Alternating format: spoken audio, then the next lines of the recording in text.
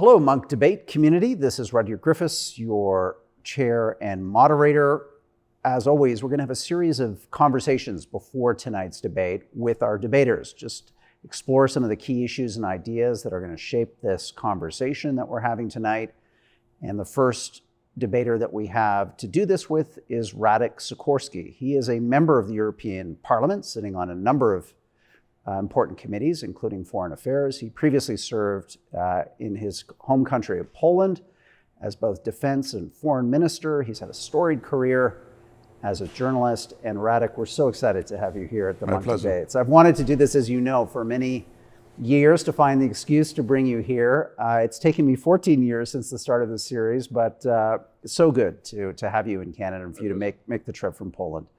Let's talk a bit about where we find ourselves right now in this conflict, 80 plus days into a war that has really shocked the conscience of the world and no doubt has shocked the citizens of your own country. What is the mood in Poland right now? How are Poles looking at this conflict, and to what extent do they feel that this is a conflict that is escalating, that is building more risk, or is there a longer-term vision, a strategy for Poland to manage the potential consequences of this war for your country and for Europe as a whole?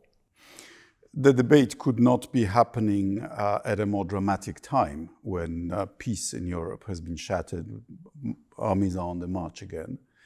And yes, the war has shocked us as well, but did not surprise us. You see, when you're on the front line and you have a centuries history of living next to a big aggressive power, you have very sensitive antenna as to the intentions of that power.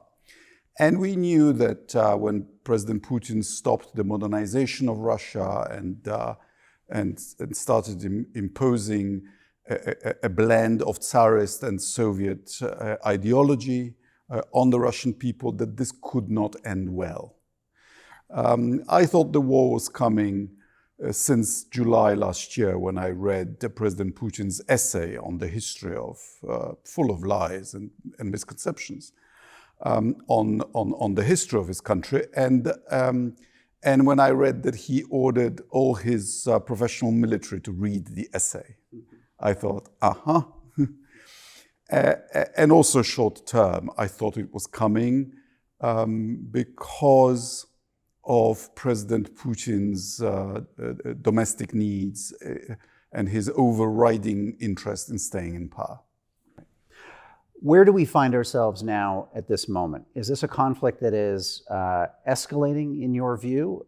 Is it a conflict that is, in a sense, frozen? Maybe one that could unfold in the weeks and months to come, largely within the environment that we're seeing now, which is a static conventional war between Ukraine and NATO? And specifically, what do you think the risks are of NATO entanglement, of a conflict breaking out between Russia and NATO as this war continues on longer than obviously many people originally thought it would?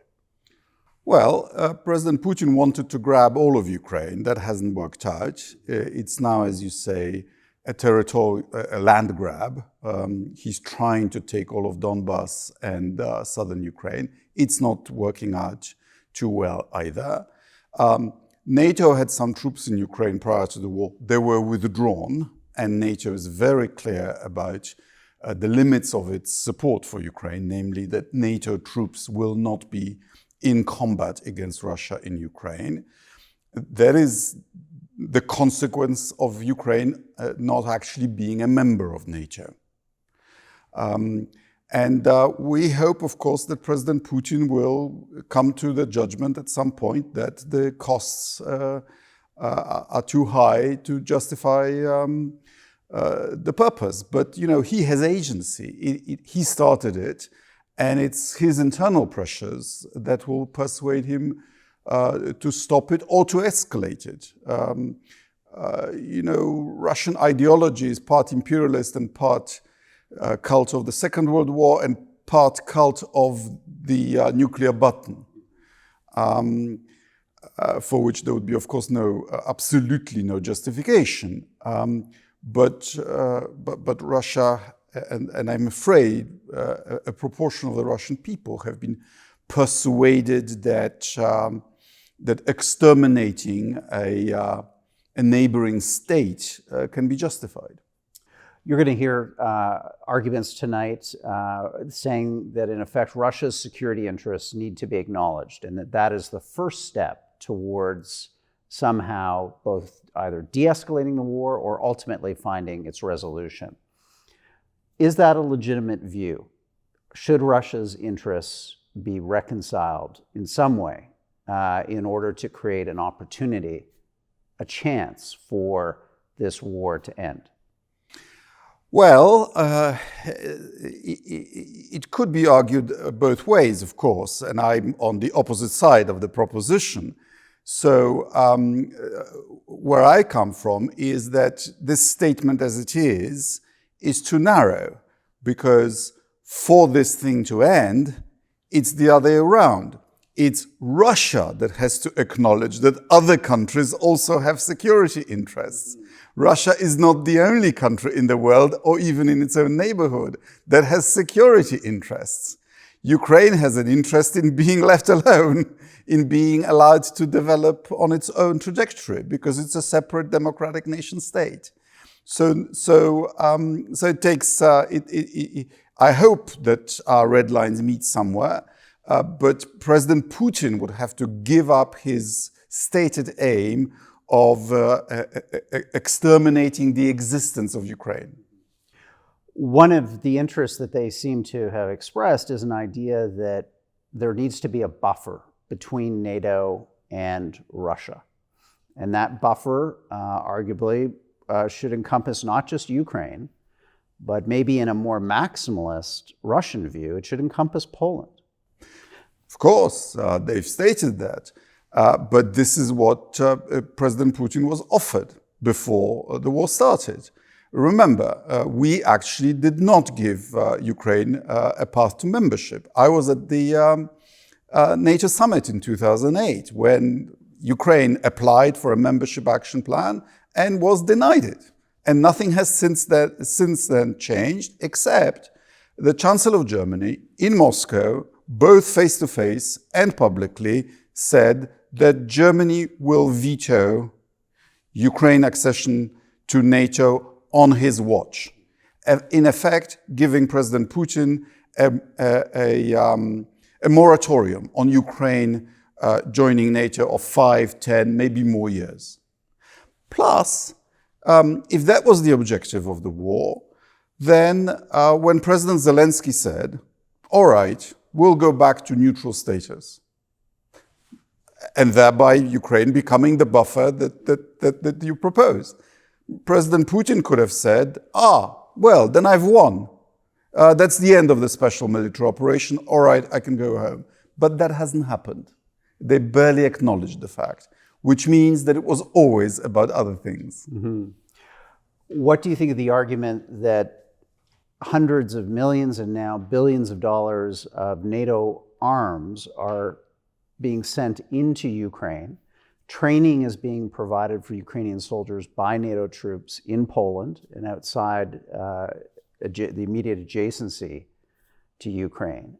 That this is in effect a proxy war, that the Americans are using this conflict, as their own Secretary of Defense has alluded, to permanently degrade Russia's conventional military power. Is Poland up for fighting a proxy war on behalf of the United States with Russia? Well, President Putin has defined Russia as a revisionist, aggressive, fascist state, whose aims, he has said it, is to gather back the former republics of the Soviet Union. And he has invaded a democracy, member of the UN in good standing, which did him no harm. So yes, we are helping Ukraine to do what it wants to do anyway, which is to defend its freedom, as we've done before in such situation. And this is all done at the very urgent request of the Ukrainian government and and a democratically elected president of Ukraine who happens to be Jewish, and the Russians are claiming that they are fighting Nazism, which is absurd. So yes, President Putin started an aggressive war. He didn't predict that we would be as united and as helpful to Ukraine as we are. And the reason is that this man has lied to us. He lied about green men in Crimea. He lied about not having any designs on Ukraine. He lied about absolutely not even considering an invasion. So he cannot be trusted. And this is why Finland, Sweden want now to join NATO, because they feel threatened. And so the choice we are faced with is let him swallow up Ukraine and his appetite to grow, or to stop him by helping a friendly democracy defend itself. Well, I think we're doing the right thing. Just two more arguments to test out with you that you'll hear in this debate. The second one is that there are different rules that apply to great powers versus small powers. That great powers have an ambit of action, and in the case of Russia, capabilities that go well beyond conventional forces. And that on that basis alone, there is a requirement out of the national interest of Poland, the United States, Canada, any NATO member, to find a way to acknowledge Russian security interest. And to not treat Russia as a great power is to court the risks of these larger existential threats, and possibly to do so in a way that is irresponsible, given that those risks are existential. So let's hear you on that. First of all, I'd like to hear a coherent definition of a great power. It seems to me that a great power is a power that can get away with anything. And if great powers have the right to gobble up or dominate small powers, then the question is, why aren't there any small powers in the world? Shouldn't they have been gobbled up already? The reality is that smaller powers combine into alliances in order to balance great powers. And this is what NATO is about. And, there are many examples of smaller powers coexisting with larger powers for centuries, millennia. Take Vietnam and China. Take, not quite millennia, but take Canada and the United States. So you can coexist with a great power, provided the great power behaves reasonably. I'm going to argue today that, if a president of the United States defined making America great again as, saying, well, we used to be the same country with Canada. They speak the same language. Therefore, we have the right to take Canada. You would be quite alarmed by that, and you would try to find allies to stop it. And then someone could make the argument, the Canadians are provoking the United States by looking for allies. But that would not be the real story, would it? Ideology matters. Intent matters. Iran, which is the great power of the Middle East, behaved differently under Shah and differently under the Ayatollahs. Russia, under the Tsars, tried to take Constantinople and took part in crusades, which is the origin of the Crimean War. Whereas the Soviet Union tried to foster global revolution completely differently. Because the internal composition of regimes translates into how they interact with their neighbors. And this is the problem we have with Putinism, that it has defined its greatness as the ability to dominate its neighbors rather than as an investment in its own people. Final question. If you were to speculate 5 years hence from now, what does Ukraine, Russia look like? What is the state of play between these two nations half a decade from now? All right, I think Putin is behaving as if he were a Western asset. He has destroyed Russia's reputation, he's destroying the Russian army, and he's destroying the Russian economy. Even if the conflict freezes, but he doesn't concede, we will have an arms race, and it will degrade Russia further because Russia cannot win with NATO. We are economically 18 times bigger than Russia. If you add Japan, it's 20 times bigger. So it will be like the story of the Cold War, except faster.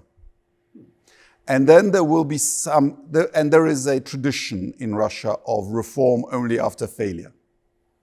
So my prediction, but also wish, is for Ukraine on the great majority of its territory to become closely associated with the European Union with a perspective of membership, and Russia in future having a democratic transformation and following Ukraine's way. We will see. Fascinating predictions. I appreciate this time with you, Radosław Sikorski. Go ahead.